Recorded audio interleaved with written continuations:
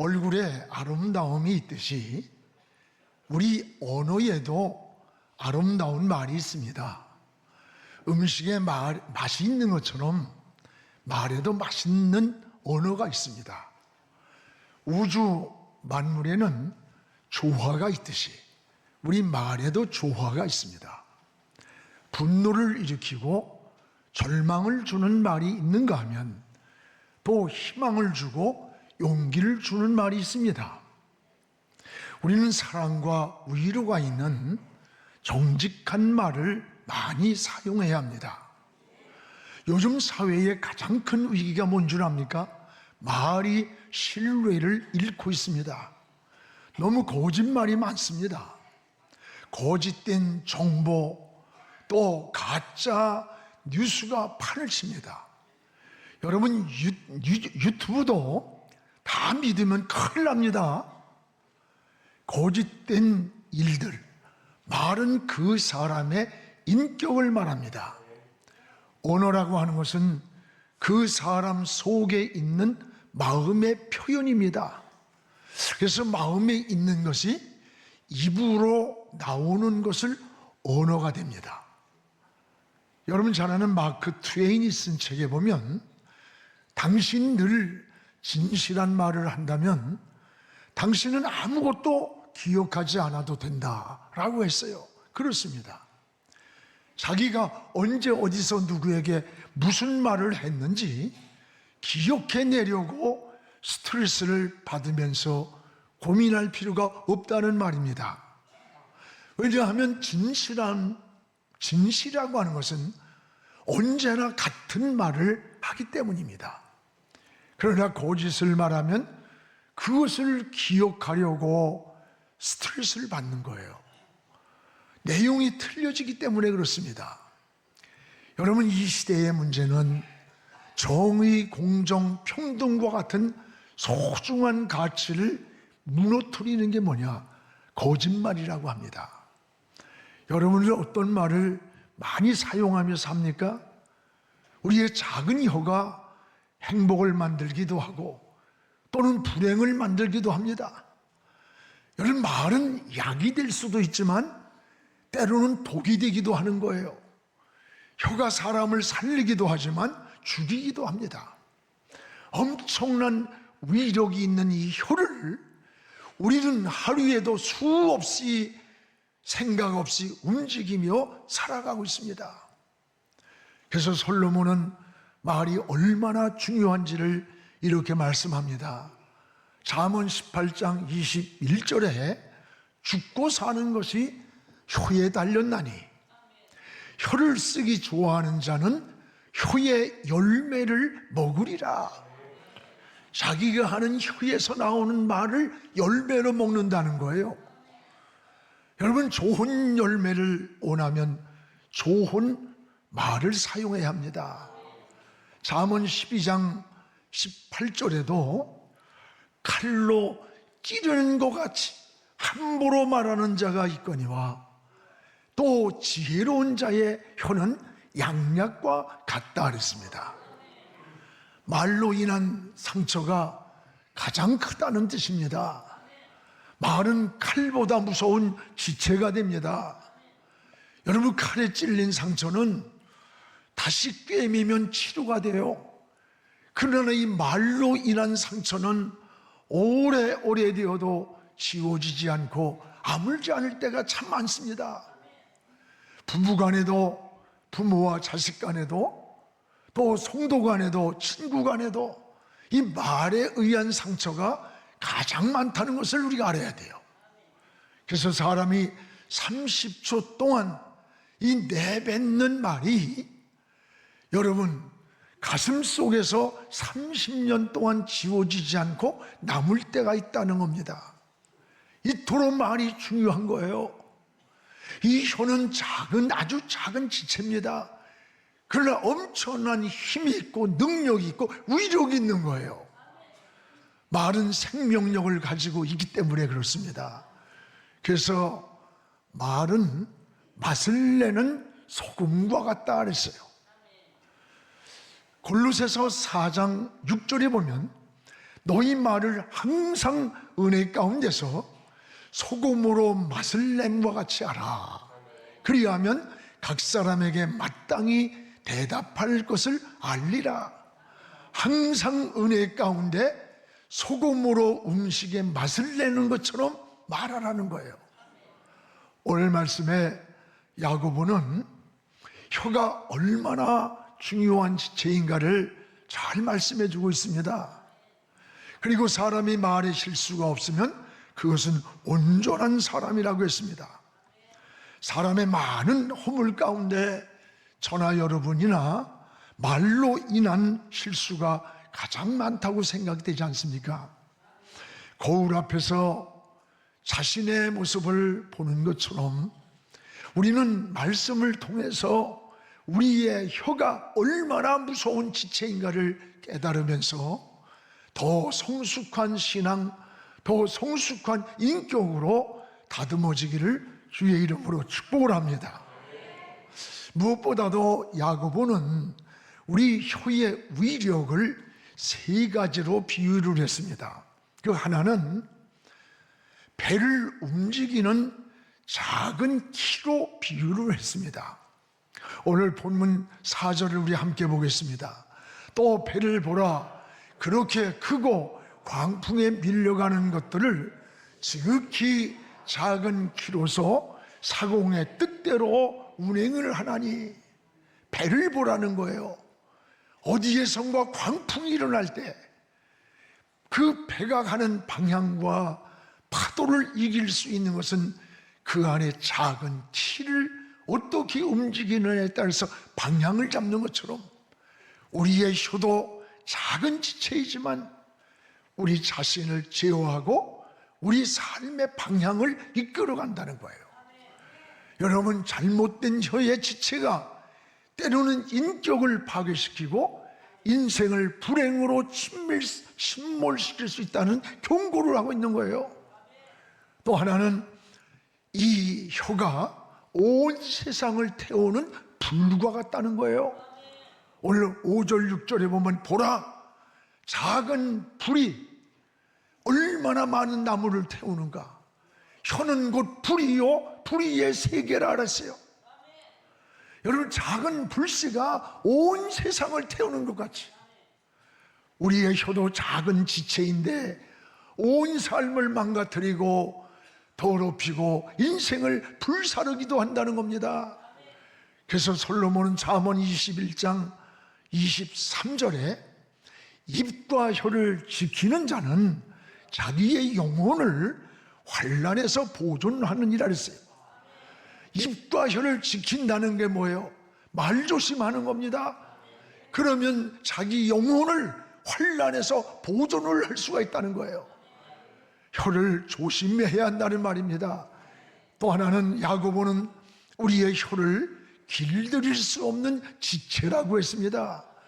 오늘 본문의 7절을 같이 봅시다. 여러 종류의 짐승과 새와 벌레와 바다의 생물은 다 사람이 길들일 수 있고 길들여져 왔거니와. 이게 무슨 말이에요? 짐승이나 벌레나 하물며 물고기까지 길들여지지 않는 생명체가 없습니다. 우리가 때로는 가끔 TV에 호랑이나 사자 같은 맹수들이 어린아이와 함께 노는 모습을 봅니다. 여러분, 어린아이가 사자의 목덜미를 끌어안고 사자 등에 타기도 합니다. 모두가 조련사에 의해서 그 맹수가 길들여졌기 때문입니다. 그런데 유일하게 길들일 수 없는 지체가 있다는 거예요. 그게 뭐냐? 사람의 혀라는 겁니다.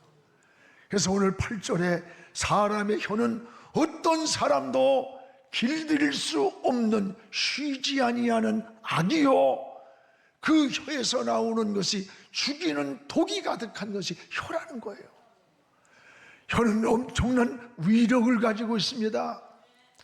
혀는 잘 사용하면 나도 살고 다른 사람도 살리는 거예요. 반면에 잘못 사용하면 나도 망하고 다른 사람도 죽이는 독과 같은 겁니다. 오늘 여러분의 혀는 어떻게 사용합니까? 남에게 희망을 주고 용기를 주고 위로를 주는 그런 혀입니까? 아니면 사람들 상처와 고통을 주고 절망을 주고 분노를 느끼는 이런 무서운 패리한 혀입니까? 오늘 여러분의 혀가 생명을 살리는 혀가 되기를 주님의 이름으로 축복을 합니다. 오늘 야고보는 우리의 신앙을 이중성으로 세 가지를 지적합니다. 야고보는 우리 신앙의 이중성, 이 이중성이 있다는 거예요. 그게 세 가지로 오늘 본문에서 지적을 합니다. 하나는 한 입에서 어떻게 찬송과 저주가 한 입에서 나오느냐, 모순성을 지적하는 거예요. 오늘 9절에 보면 이것으로 우리가 주 아버지를 찬송하고 또 이것으로 하나님을 향한 형상대로 지음받은 사람을 저주하나니, 10절에 보면 한 입에서 찬송과 저주가 나오는도다. 내 형제들아, 이것이 마땅하지 아니하니라. 어떻게 한 입에서 저주와 찬송이 나올 수 있어요? 없다고 하는 탄식입니다. 우리 인간의 신앙생활의 이중성의 모순성을 지적하는 거예요. 이것은 불신자를 향한 경고가 아닙니다. 우리 그리스도인들을 향한 신앙의 모순성이에요. 말과 행동이 따로 놀고 있는 거예요. 말과 행동이 긴밀한 관계를 갖지 못하고 있는 거예요. 그런데 말과 행동의 유기적 관계가 무너진 사람은 어떤 사람이냐? 말은 말대로 해요. 행동은 행동대로 하는 거예요. 이중적 사람이 되는 거예요. 오늘 여러분, 우리의 신앙생활 가운데 범하기 쉬운 게 뭐예요? 이중적인 모습이에요. 교회에 오고 예배드리고 하나님 앞에 할 때는 굉장히 거룩하고 의롭고 반듯한 것 같은데 우리의 밖의 생활은 엉망이 돼요. 신앙과 삶이, 말과 행동이 이원화되는 이중성의 모순. 여러분, 또 하나 11절에는 어찌 한 샘에서 단물과 쓴물이 나겠느냐? 나올 수 없다는 말입니다. 근데 우리는 지금 한 입에서 쓴물과 단물이 나오고 있잖아요. 쓴물이 뭡니까? 악한 말, 남을 정죄하는 말, 독이 들어있는 말이에요. 분노와 다툼을 일으키는 말을 쓴물이라고 표현합니다. 잠언 15장 4절에 보면 두 가지가 나와요. 올량한 혀는 생명나무라도 배려한 혀는 마음을 상하게 하느니라. 여기 올량한 혀와 배려한 혀가 나와요. 올량한 혀란 뭐냐? 부드러운 말입니다. 따뜻한 말을 뜻합니다. 반면에 배려한 혀란 뭐냐? 마음을 상하게 하는 거예요. 그 말을 듣고 마음이 파괴되는 거예요. 삶을 찢어놓는다는 뜻이에요. 여러분, 다른 사람의 마음을 찢어놓고 파괴시키고 분노를 일으키는 이 패려한 말이라는 거예요. 패려한 말이라고 했어요.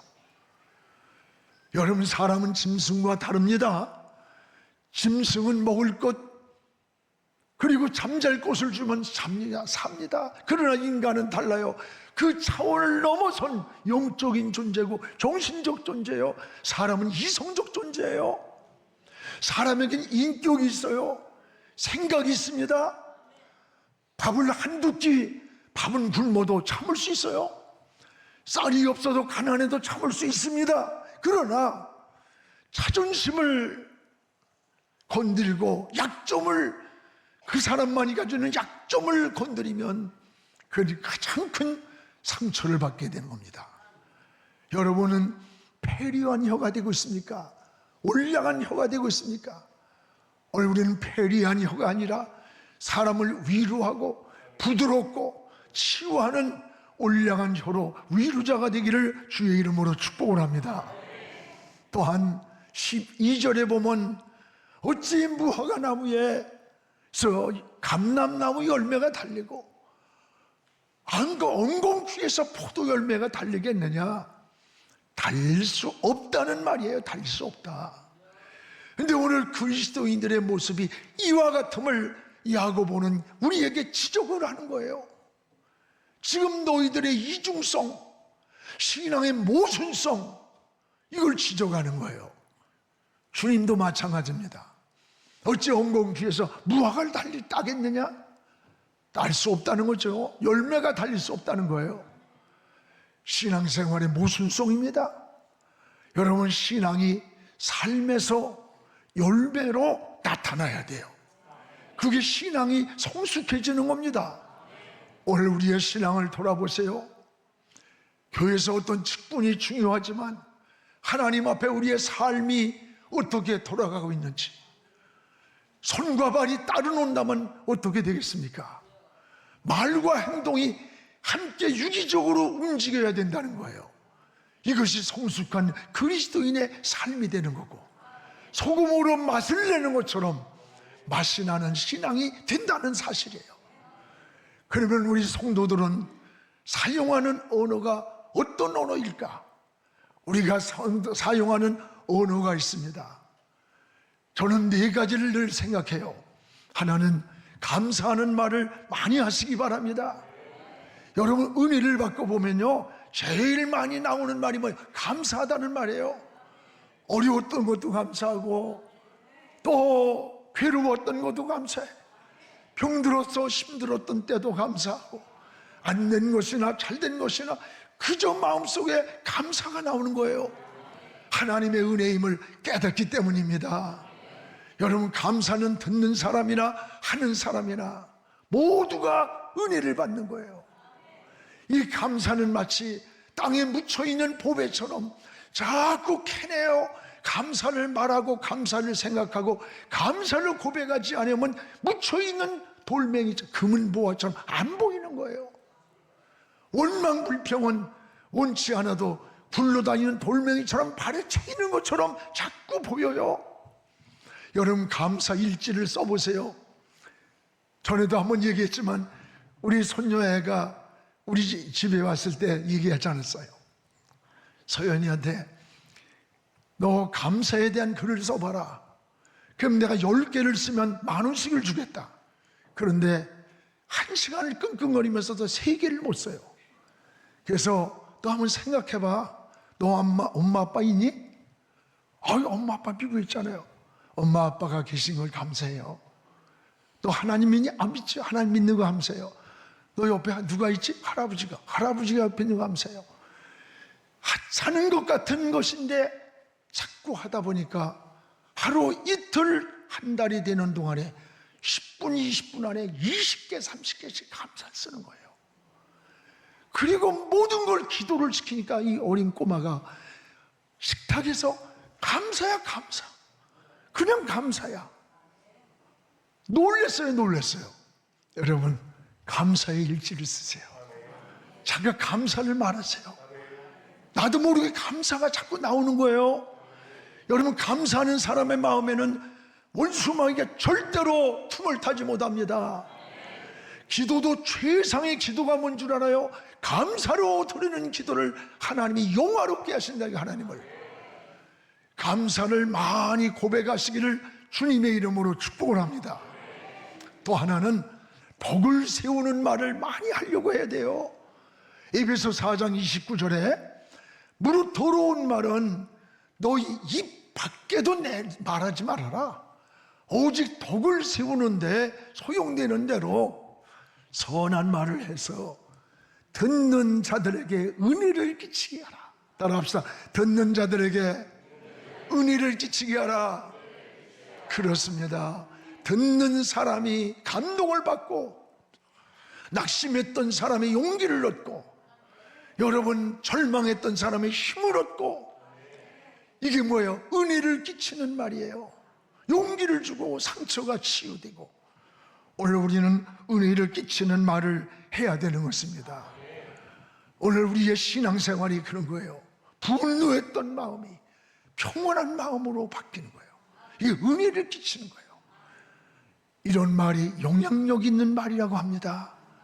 또 하나는 긍정적인 말을 많이 사용하시기 바랍니다. 인생을 바꾸기는 어려워도 생각을 바꾸기는 쉽다고 합니다. 운명을 바꾸기는 어려워도 마을을 바꾸기는 쉽습니다. 마을이 바뀔 때 생각이 바뀌고 운명이 바뀝니다. 우리 마을에는 각인력이 있습니다. 하나님이 이 세상을 창조할 때 말씀 한마디로 되라 되라 하는 대로 그대로 된 거예요. 이게 말씀의 능력이요 권세예요. 오늘 우리는 누구의 자녀입니까? 하나님의 자녀예요. 하나님의 자녀이기 때문에 우리에게는 마을의 권세를 주신 거예요. 마을에는 각인력 끄는 힘이 있는 거예요. 자신이 하는 말이 뇌의 입력이 된답니다. 뇌는 생각을 움직이고 생각은 행동을 움직인다는 거예요. 언어가 바뀔 때에 행동의 변화가 나타납니다. 언어가 여러분의 인생을 이끌고 간다는 사실이에요. 오늘부터 여러분 된다는 말을 하세요. 긍정적인 말을 하시기 바랍니다. 할 수 있다, 해보자, 하면 된다. 우리는 약하지만 하나님은 강하십니다. 의사가 죽는다고 해도 하나님이 산다고 하면 살려주면 삽니다. 이게 여러분 믿음의 말이고 언어고 성경은요 안 된다가 어디 있어요. 모두가 긍정이에요. 믿음은 긍정에서 나온 거예요. 여러분 언어는 자동차의 기어장치와 같습니다. 후진 기어를 넣고 여러분 엑셀러를 밟으면 어떻게 돼요? 자동차가 백을 하는 거예요. 끝없이. 반대로 전진 기어로 변속을 해보세요. 밟을수록 앞으로 전진하는 거예요. 여러분의 인생과 생각을 변속하시기 바랍니다. 앞으로 전진하고 달려가는 긍정적인 사람이 되세요. 우리 인생도 마찬가지입니다. 여러분 기어장치와 같은 거예요. 여러분 전진기어로 변속을 하고 밟으세요. 인생은 달려가는 거예요. 우리가 오늘날까지 살아온 세상을 보세요. 우리가 살고 있는 시대를 좋은 시대라고 말하는 사람 하나도 못 봤어요. 지나고 나면 그때가 좋았다고 말해요. 오늘 여러분 우리가 살고 있는 이 삶에서 모든 긍정적이고 믿음이 있고 여러분 신앙의 눈으로 보세요. 하나님의 역사를 보세요. 사방이 막혔어도 하늘이 뚫려 있는 거예요. 파도를 보는 게 아니에요. 파도를 일으킨 바람을 보는 거예요. 여러분 그 바람을 잠잠케 하시는 주님을 보는 거예요. 이게 믿음인 겁니다. 또 하나는 칭찬하는 말을 많이 하세요. 저도 이렇게 못하지만 이렇게 하려고 노력을 늘 해요. 사람은 누구나 칭찬 듣고 싶은 욕망이 있습니다. 여러분 칭찬 듣기를 원하는 거예요. 칭찬 들을 때에 무한한 희열이 나오고 막 의욕이 생겨요. 설교가 끝나고 나서 우리 부목사님들이 은혜 받았습니다. 그러면요 빈말이든 말든 하여튼 굉장히 좋아요. 저도요 우리 부목사님들이 이제 수요일날 철야 이런 설교를 해요. 난 그 예배 때마다 기도를 하면서 말씀을 은혜를 받아요. 저도. 그리고 막 통성기도 나와서 격자도 기도할 때 막 성령의 역사를 체험하는 거예요. 은혜가 오는 거예요. 그리고 나면 저 설교 끝난 사람에게 제가 목사님 은혜 받았어요. 샬롬. 그거 여러분 얼마나 에너지가 막 힘이 솟는 거예요. 칭찬이라는 게 이런 겁니다. 칭찬이 아무것도 아닌 것 같은데요. 여러분 길을 살리는 것은 칭찬입니다. 그래서 칭찬은 고래도 춤을 추게 한다는 거예요. 누구나 누구를 만나든지 여러분 그 사람에게는 장점 단점이 있어요. 그 장점을 먼저 말해보세요. 칭찬해보세요. 여러분 굉장히 기쁘고 좋아지고 대화가 풀리고 어딜 가나 여러분이 사랑을 받는 사람, 대우받는 사람이 되는 거예요. 사람은 누구나 장점 단점 없는 사람 어디 있어요? 우리 신앙생활을 하면서도 신앙생활 잘하는 사람을 보고 본받아서 은혜를 받는 사람들이 있는가 하면 꼭 예수 믿고 빗나간 사람, 잘못된 사람, 타락한 사람 요런 것만 골라가지고 이야기를 해요. 목사님 누가 잘못됐다는데요 어떻게 생각해요? 무얼 생각해? 잘못했으면 회개하고 나도 그럴 수 있다는 생각을 하며 반성하면 되는 거지. 여러분 그런 사람들은 어떤 줄 알아요? 장점을 보는 사람은 자신도 좋은 믿음을 갖게 되는 거예요. 반대로 자꾸 단점을 보는 사람은 결국 자신도 신앙이 병들어요. 결국 신앙이 타락을 하더라고. 문제는 상대가 아니라 자신입니다. 여러분, 가정에서도 칭찬을 들으며 자라는 자녀들과 늘 책망을 들으며 자라는 자녀들의 성장 과정이 큰 영향을 받는데요, 칭찬을 들을 때 자신감이 생기는 거예요. 용기가 생기고. 자꾸 작은 것 가지고 책망하고 욱박지르고 너무 이러면요, 아이들이 기가 죽어요. 기가 꺾이는 거예요. 사람이 어떤 일에 자신감이 없어요.